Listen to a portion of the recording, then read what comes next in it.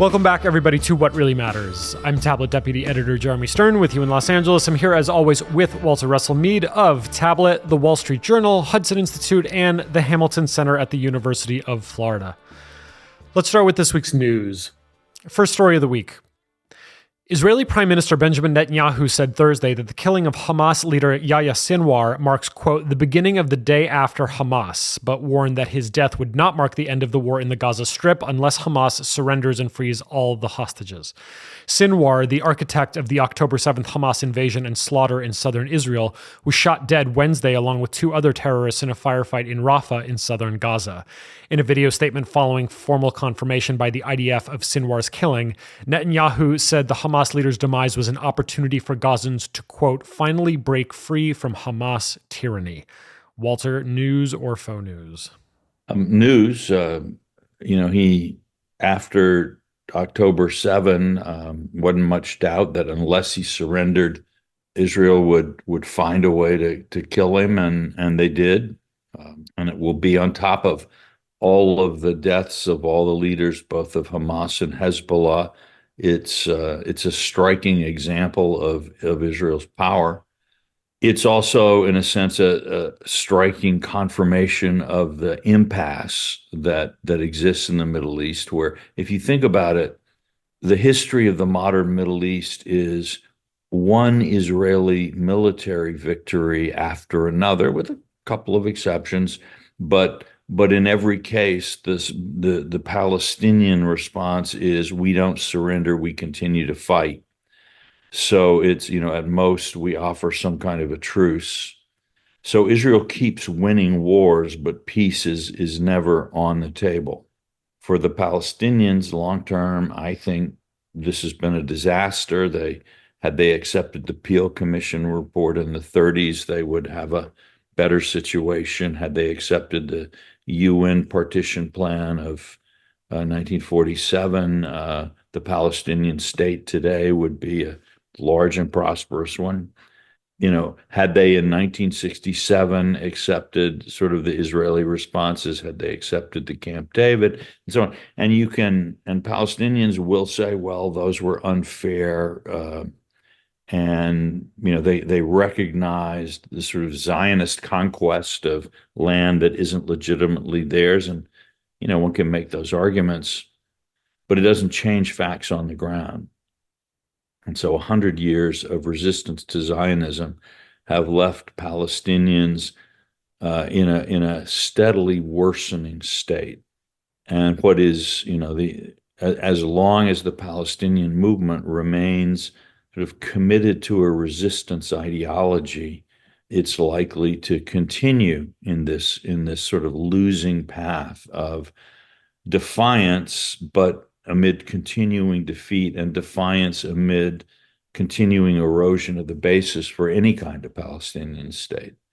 The fact that for many in the sort of Palestinian sympathizing camp, the sort of last moment of Sinwar throwing a stick at, it has become a symbol of heroic resistance in the face of overwhelming odds. And, one can understand that on a human level. But as long as that's the picture that dominates the Palestinian imagination, absent the complete destruction of Israel, which does not seem to be on the table, it's a recipe for further Palestinian defeat, further Palestinian marginalization, further Palestinian suffering. And so in that sense, one can say that the death of Sinwar is faux news, in that it doesn't change anything. In a sense, it's going to hammer more deeply the futile resistance thing in among Palestinians, and it's going to reinforce the Israeli notion that only by building an iron wall, iron dome, and just waiting out what could be a prolonged, as in centuries period of struggle. So both sides are more or less on the trajectories they were before this death.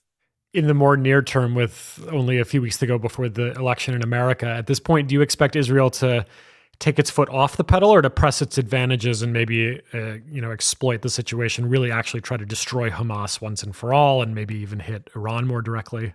Well, I think they're kind of doing, I don't know what else they could do in Gaza in a sense, is it, I'm not aware that, it's like, wow, you're not really trying in Gaza. I think they are trying in Gaza. So I don't, we don't know, obviously, what the deliberations are inside the Israeli defense world about, what to do about Iran, how that balances with what they're hearing from the Biden administration and agreeing with the Biden administration. And then I think you can imagine some real trade-offs inside Israel, for Israel. Let's take the example of those Hezbollah pagers that exploded. Now, obviously, if you've penetrated their communications to the point that you can blow up pagers in people's pockets, I would just imagine that some of those pagers, at least the Israelis could like listen in, use for other things other than just blowing up. And so, yet you blow them up and you lose whatever other advantage the presence of those things gave you. So, when they're thinking about what are they going to do to Iran, let's hypothetically suppose that the IGRC's cell phones are as compromised as the Hezbollah pagers were. Okay, well, are you going to do something with that or something that reveals that capability, but then you don't have that capability anymore? So that's a separate question from the ones most people talk about, which is U.S. Israel relations and the impact of this or that. And my guess is that some of those things are actually quite important. And I think back to World War II, where, we had the Ultra, the British had those, were able to decode the German signals. And yet there were cases where they actually stood back, didn't use the information, even as the Germans inflicted huge casualties on Allied forces that would have been avoided had those Allied commanders been keyed into the Ultra. But they felt that maintaining that advantage was worth paying that price. My guess would be that there are similar trade-offs. I don't know how we would shape that in Israeli considerations. So I imagine there's some very tough decisions being taken. And in a sense, the more if you're going to leave off the attacks on the oil facilities and the attacks on the nuclear facilities, which apparently, for reasons best known to itself, the Biden administration is insisting on, that probably makes some of these trade-off questions more difficult rather than less, because a straightforward attack on the oil facilities, for example, would the only capability that reveals to the Iranians is that you have a lot of air power, which they already knew, and also that you knew where their oil facilities are, which the Iranians already knew. With the nuclear facilities, it's a little bit more tricky, especially if the Iranians think they have some secret facilities that you don't know about and you, in fact, know about them.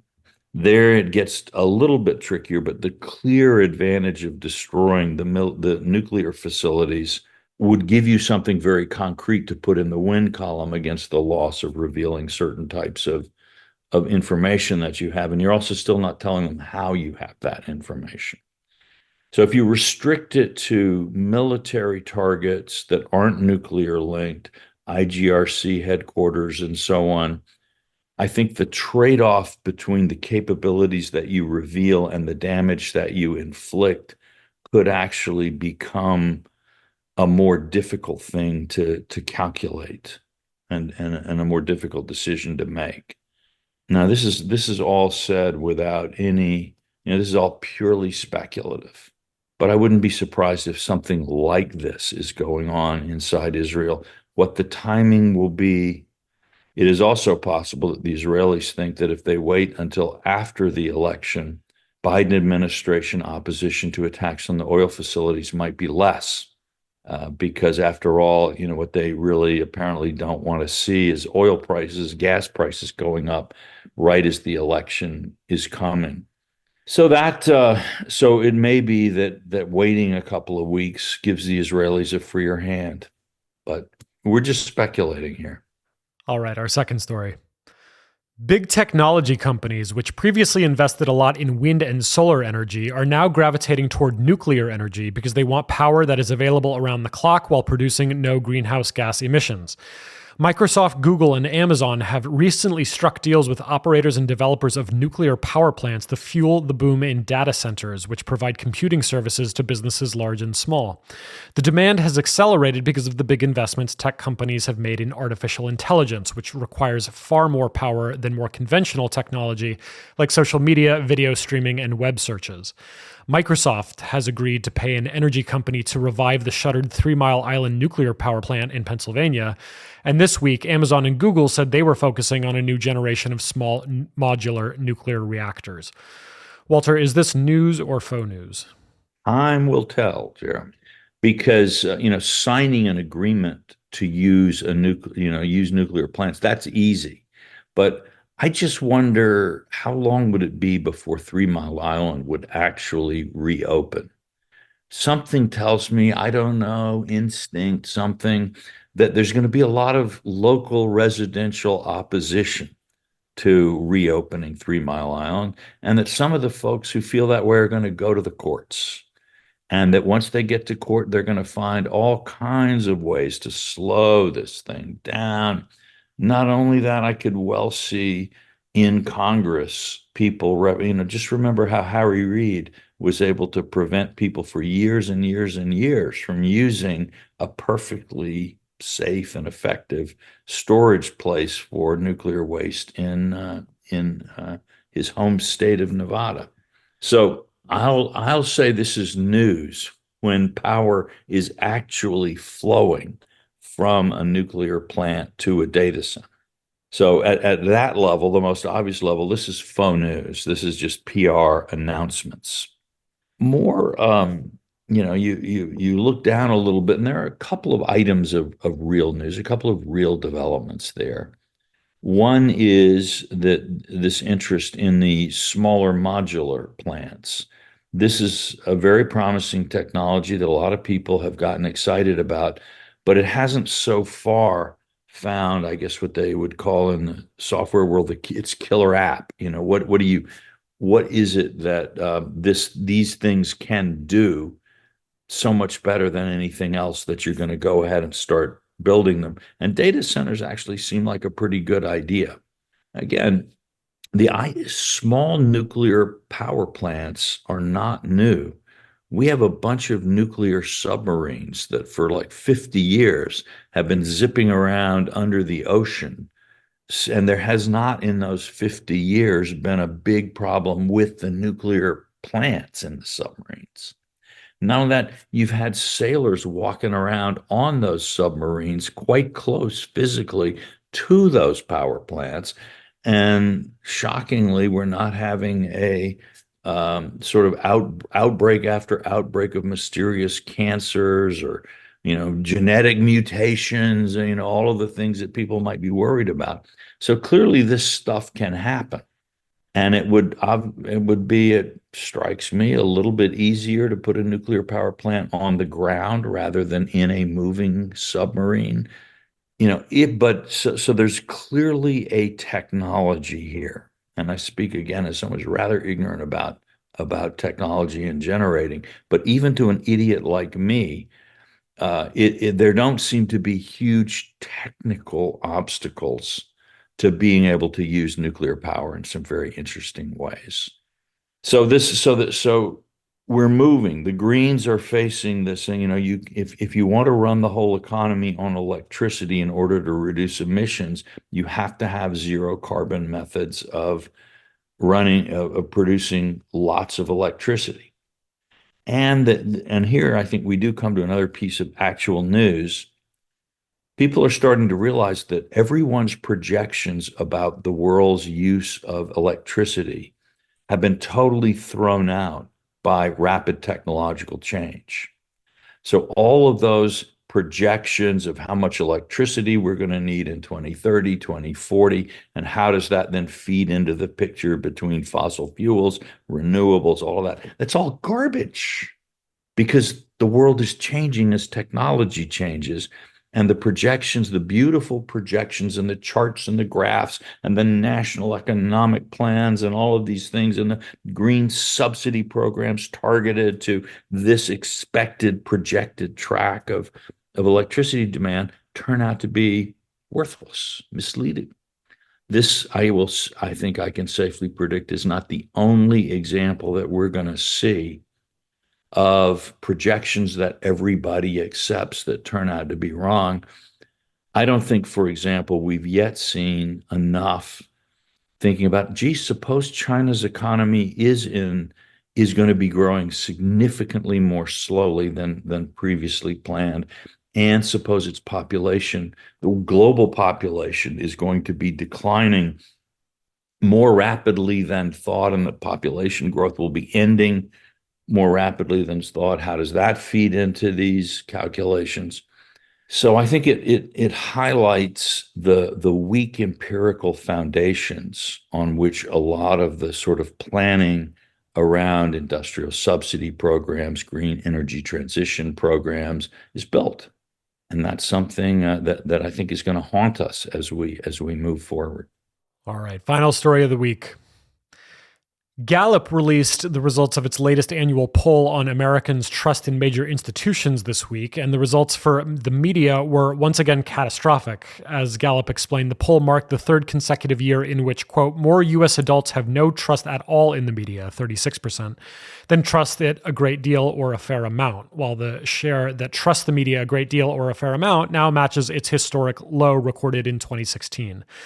Notably, while Republican trust in the media has more or less bottomed out at about 12%, Democrats' trust is also declining from 73% in 2020 to 54% today. According to Gallup, the media is now the least trusted major institution in American society, below even the federal government at 37% and Congress at 34%. Walter, news or faux news? Oh, faux news. Media, people should trust us in the media. Come on, look at my face. Would that face lie? Your alternative media. Even less trustworthy. So, yeah, look, it's a real achievement to be less trusted than Congress. You really have to work at that, particularly when you think about some of the people we've got in Congress right now. It's even more difficult than usual to be less trustworthy than Congress. I think this is a terrible indictment of media, of the trend that we see in media. We see it, I think, predominantly on the kind of left and center left media, but we do see it somewhat on the right, which is trying to tell your audience not what's actually happening and let them make up their own conclusions, but guiding them to the conclusions that you think they should reach by highlighting some aspects of what you see, downplaying others, and sometimes actually slipping in a few false things in there that you think are good for the people. And you will actually find people, respected, at least among media workers, not necessarily respected beyond that field, who argue that this kind of tutelary journalism is a higher journalism and a more ethical journalism than just the facts ma'am journalism of the past. The trouble is that people are not that as stupid as you would like them to be. They notice this.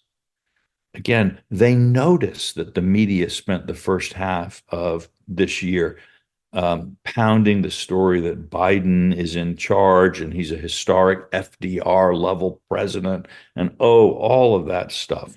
And that his vice president is kind of an insignificant figure in the administration. And then boom, they all, after the debate, Biden must go, and anybody who disagrees with that isn't seeing things. And by the way, the vice president is a genius, and she's been in the room all the time and doing everything. I mean, people notice this, and they draw conclusions. And so then when you want to tell them that Trump is X, Trump is Y, Trump will do X, Trump will do Y, they figure that you're as untruthful about this as you've been about all of these other things, and they don't believe you. Hannah Arendt and other students of totalitarianism have talked about how the one of the sort of conditions that makes totalitarian and authoritarian government possible is not so much that people believe in false facts, but that they no longer believe that facts can be found, that truth is so elusive that you're left in a world of kind of shadows and feelings and so on. And I think unintentionally, a lot of very, well-intentioned people in our society have been preparing digging a grave for democracy by making it less and less believable that the media is telling you the truth. So, this would also go to, how the pandemic was covered, how some socially hot button issues like transsexuals are covered, where the sort of lionization is so clear. The effort to kind of make heroes tell stories in a way that lead readers to draw or viewers to draw a certain kind of a conclusion. And so we are seeing the media coming to a place it never wanted to be. I won't say it's, by the way, it's all their fault, because the fact there's a lot less money in media means that people have to chase clicks a lot harder than they used to. It has there is less good editing in media than there used to be, in the sense that as everyone from newspapers to websites tries to cut costs, there is sort of less and less of a healthy fact-checking culture. And then to some degree, when the editing that's left has to spend a lot of its time sort of fine-tuning political issues. Again, less and less time to really dig down into the accuracy of stories. And I think you have fewer people in the media who understand the need of an institution to build and develop its credibility over time, and that sometimes it's worth passing on a hot story or passing on a hot take, because in the end, you're trying to build your brand. To reach that sort of level of judgment often takes time. And people have to kind of have been watching the arc of an enterprise for a long period to understand how, if you chase eyeballs and chase clicks, in the long run, you end up devaluing your brand and your publication. So I think all of these things are contributing. Plus, of course, people believe news that pleases them and disbelieve news that annoys them, and blame the media in either case, because you're reporting to me a truth I don't like. Obviously, you are untrustworthy. So all of this stuff makes it hard for media to gain trust. And I'm afraid, again, that we have not, that too many people now in media see themselves as carrying out a personal political project, rather than the humbler but ultimately, I think, nobler function of trying to help people understand what's going on. All right, that does it for the news this week. Let's have the big conversation.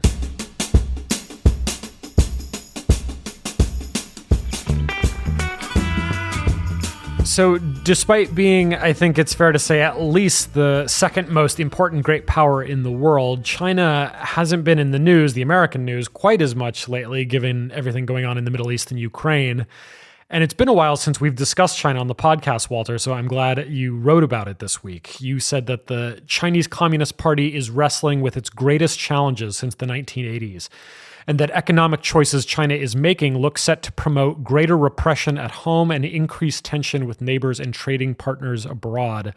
And that this is thanks in part to the fact that China is caught in a trap of its own making. So I wanted to ask you what exactly you meant by that, and maybe why you also think now is the time to start focusing back on China again. Well, on the last part of that question, I've never lost focus on China. Just when you're writing a weekly column, you've got to, when you've got wars breaking out everywhere you look, you sort of have to and you have a presidential election going on. There are a lot of things that you just have to deal with in that week.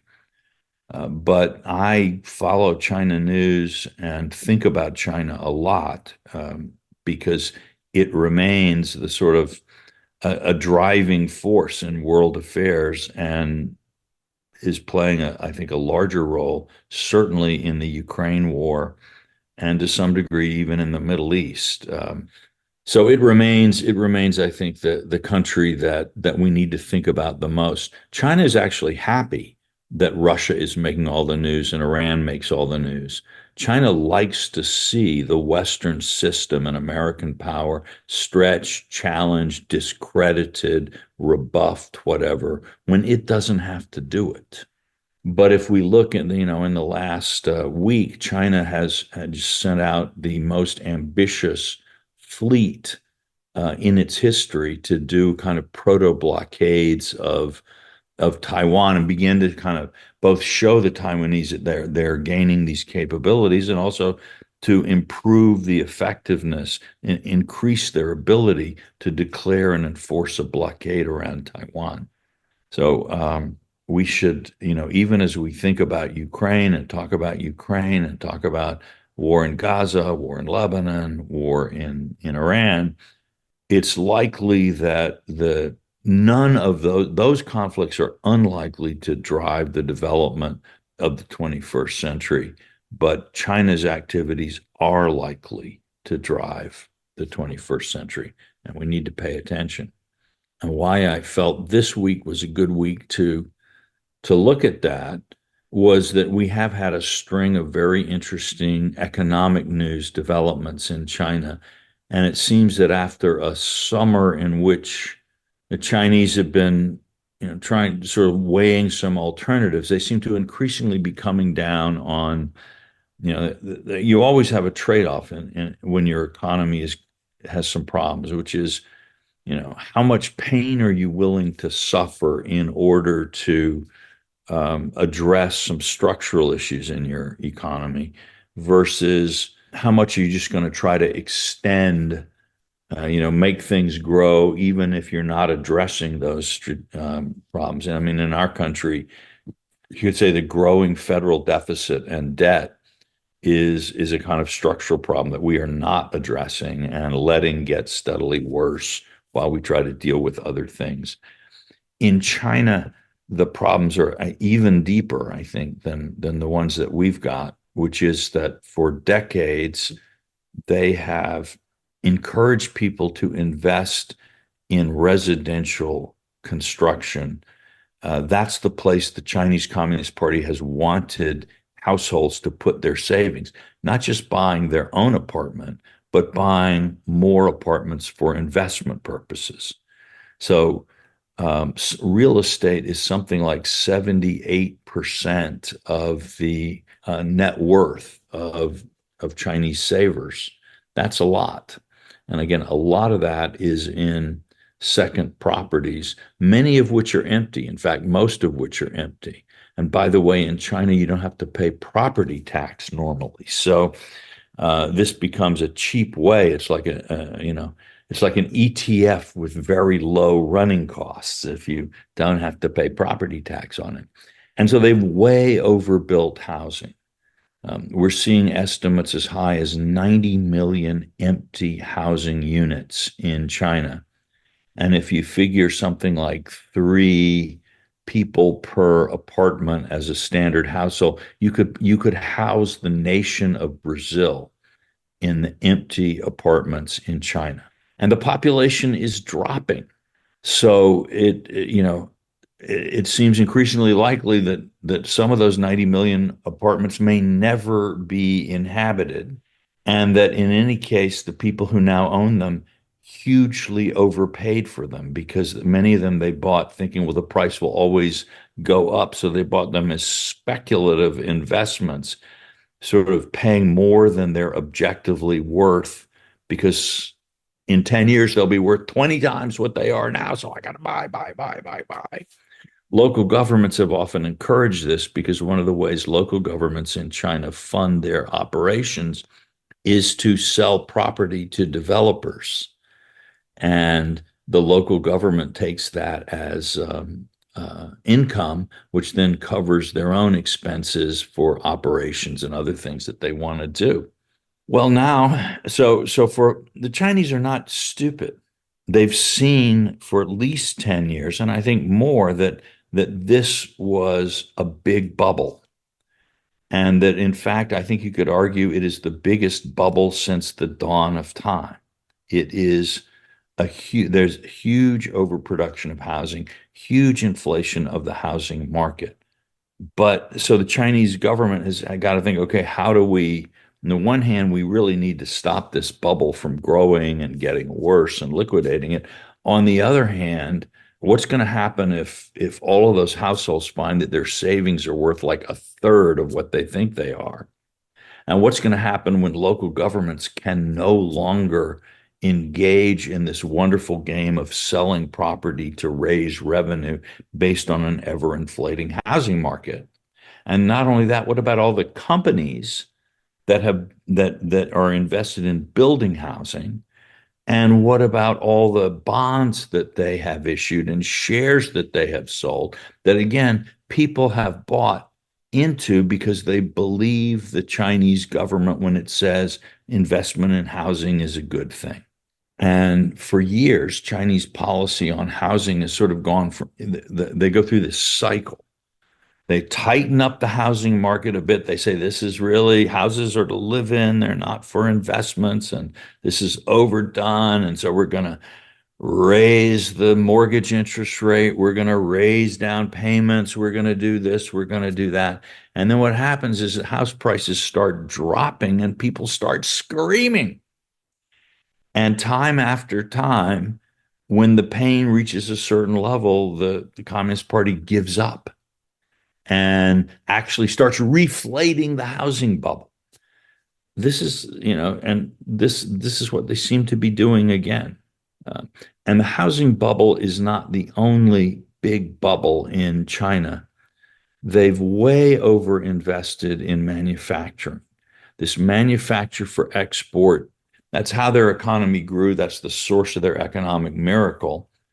But the thing is, when in the 1980s, China was a small fraction of the world economy, and you could grow manufacturing exports at 10%, 15% a year without anybody else really noticing or caring. But when you're the second largest economy in the world, you have a huge trade surplus, and you've got more steel capacity than anybody else, and more in, your more solar panels, more wind turbine, all of these things you're the leading producer in. You actually can no longer keep growing faster than your markets. So if world demand for steel is only rising at 3% per year, Chinese steel exports can only grow at 10% per year for so long. But meanwhile, you've built all of these factories that are based on massive continuing expectations of massive continuing orders, both from Chinese housing development companies that want more steel to build more 18-story apartment towers, and from foreign buyers.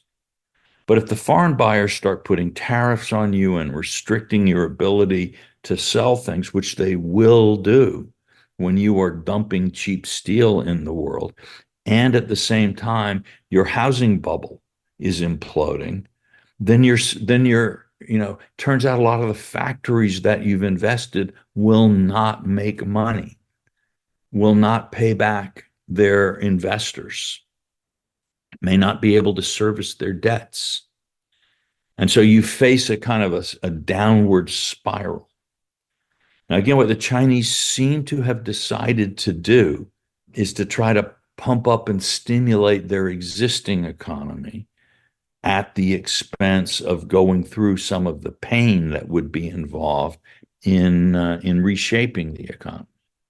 And I'm sure there are lots of technocrats in the Chinese system that know exactly that what they're doing is probably the wrong decision in the medium to long term, and they're very worried about the consequences of this. But what this does is, on the one hand, it makes the Chinese more worried that ultimately they're going to face a lot of political dissatisfaction at home, so they're going to be more repressive at home. But in the same way, it's driving them onto an international course that increases tension. They got to export steel. They got to push that export of steel. They got to export EVs. They cannot grow without massive continuing growth in exports. But to do that drives them into confrontation, not only with the US, but with the EU and many other countries. So, because it's too difficult politically to make these changes at home, China looks as if it's going to be set on a path that makes things more difficult down the road. Things like this are not like super headlines that, like some huge dramatic event one week, the world is burning down. But it's not like a war where suddenly an army crosses a frontier and you've got a clear set of events. But as something that is driving history, it's massively important.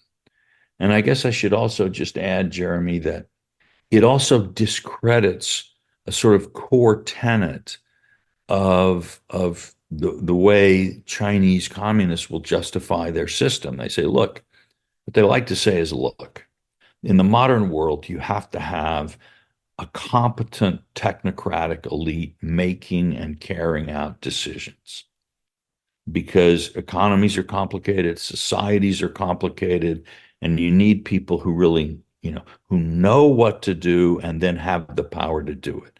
And what do you get in democracy? You get cretinous idiots getting elected, and you get people being very demagogic and failing to take tough decisions that need to be made, and society can't unite around big projects and really make progress. While we in communism, we've figured this out. We have a state plan written by the smartest people in China.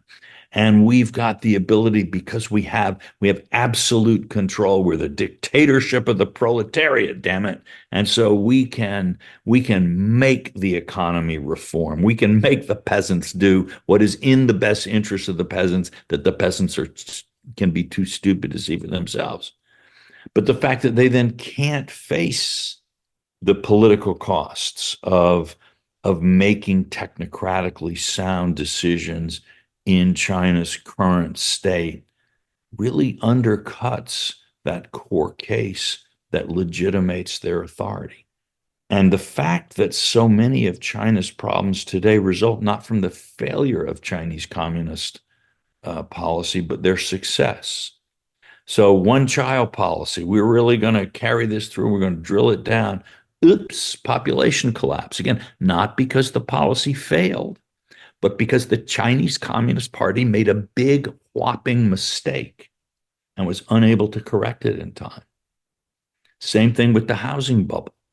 This is what they meant to achieve, was a massive housing industry. So they are the worst kind of success, is the worst kind of failure that there is, and the hardest to fix. That's where they are.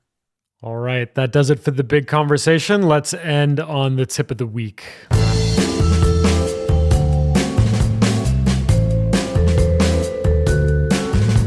Another reader request this week, Walter. This one from Tony in Shreveport, who wants to know, quote, what is the best run U.S. presidential campaign you've witnessed in your lifetime or in history?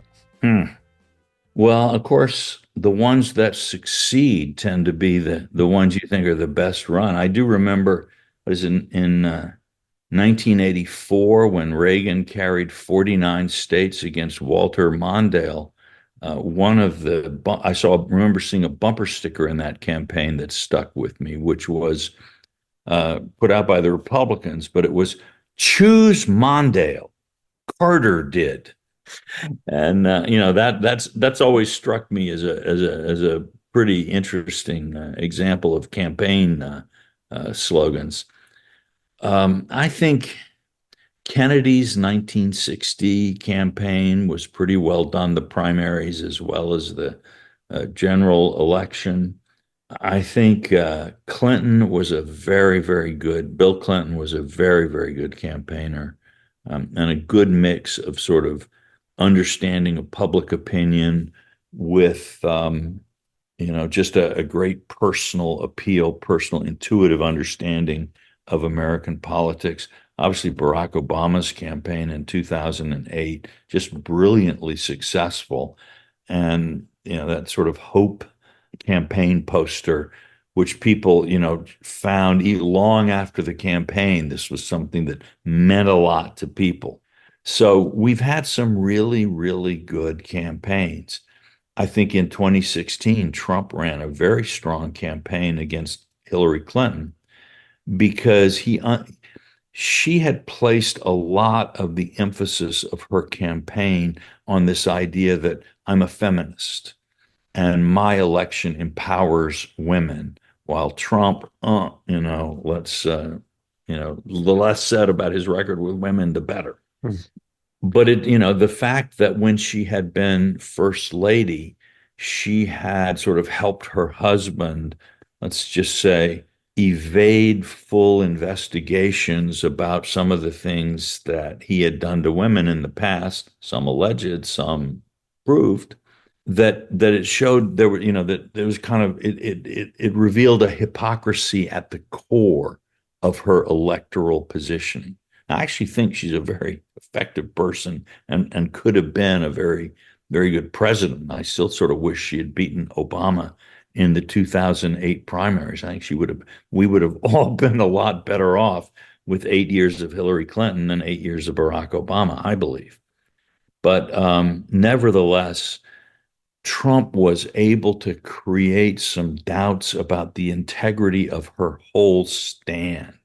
In a way, the Swift Boat Veterans for Truth did the same thing to Kerry. So I think that's what really a great campaign does, is you try to understand what is the core proposition of the other side. And if you can find a way so that voters just don't believe that, you kind of cut their campaign off at the roots. And that can allow you to win even in a very adverse situation. All right, there you have it. Thanks to our producer, Noam Bloom. Thanks to Will Cummings at Hudson and my co-host, Walter Russell Mead. I'm Jeremy Stern. We'll see you next week. And until then, please go rate and review us. This helps other people find the show.